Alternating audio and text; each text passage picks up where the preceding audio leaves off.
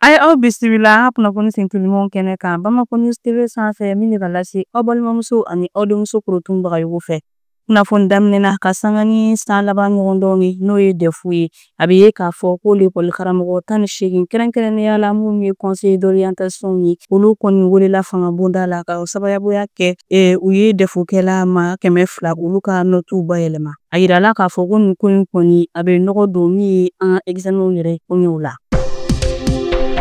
Halisa an bɛ to ni Mali kunnafoniyaw ye segukaw fɛ yen nɔ olu kɔni u ka couvre-feu o ye maaw donni ye bɛrɛ la ko mɔnɔbɔ n'o ye prolongeli ye ka taa tile 30 bɔɲɔgɔnko ɲɔgɔn na min daminɛna u fɛ juillet kalo tile 4 ka taa bila août kalo tile 2 la san 2025 ka daminɛ sufɛ nɛgɛ kanɲɛ 22 la n'o ye 22 heures ye ka taa bila sɔgɔmada nɛgɛ kanɲɛ 6 la n'o ye 6 heures du matin.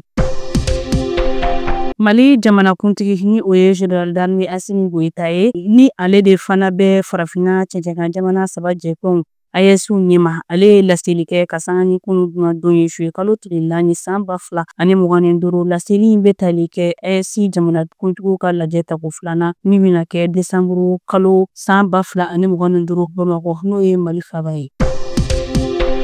Tombouctou o marabolo Baba Commanda ale kɔni ye laseli kɛ ka ɲɛsin o dukɔnɔdenw ani mɔbiliba bolilaw ka lafasali jɛkulu ma ka yira k'a fɔ fɛn min bɛ tali kɛ dunanw tali ani u ladonni ko dansigi bɛna kɛ o la Tombouctou marabolo kɔnɔna la k'a kun tɛ dɔwɛrɛ ye ka se ka yen dugukɔnɔmɔgɔw n'u bolofɛnw lakana Tombouctou o marabolo fantan ani 4 bɛɛ lajɛlen fɛ min bɛna don ba la ka daminɛ juillet kalo tile 5 san 2025 ko bugunnatigɛla maa o maa kɔni mana sariya ninnu sɔsɔ yanni na da o tigilamɔgɔ kun.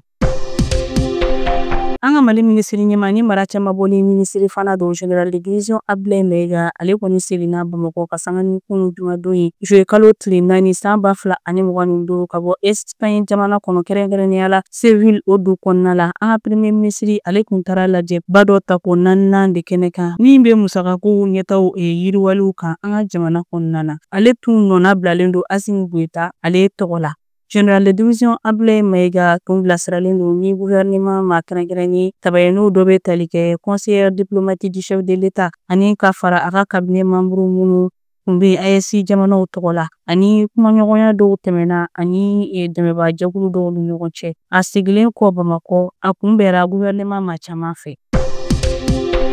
Premier ministre ɲɛma ni o ye Général de division Abdoulaye Maiga ye ale ye kulo dɔw bisimila min bɛ tali kɛ AES jamanaw olu ka donibatalaw n'o ye conseil des chargeurs des états membres de la confédération des états du Sahel ye ka fara Tchad jamana kan ka kɛ ni u ka jɛɲɔgɔnya baaraw ye Mali jamana kɔnɔ min daminɛna juillet kalo tile 2 ka taa a bila tile 4 na san 2025 Bamakɔ kɔnɔna na yan. Ko kumaɲɔgɔnya ninnu tun bɛ tali kɛ u ka tile 3 baaraw ɲɔgɔnyew jaabi de la n'o ye conseil des chargeurs ye ka fara Tchad jamana kan. Ko kuma ninnu laɲini kun ye min ye o de ye minɛnw donni ani u taliw ka se u seyɔrɔw la o bɛ se ka nɔgɔya cogoya min na AES jamana kɔnɔna na.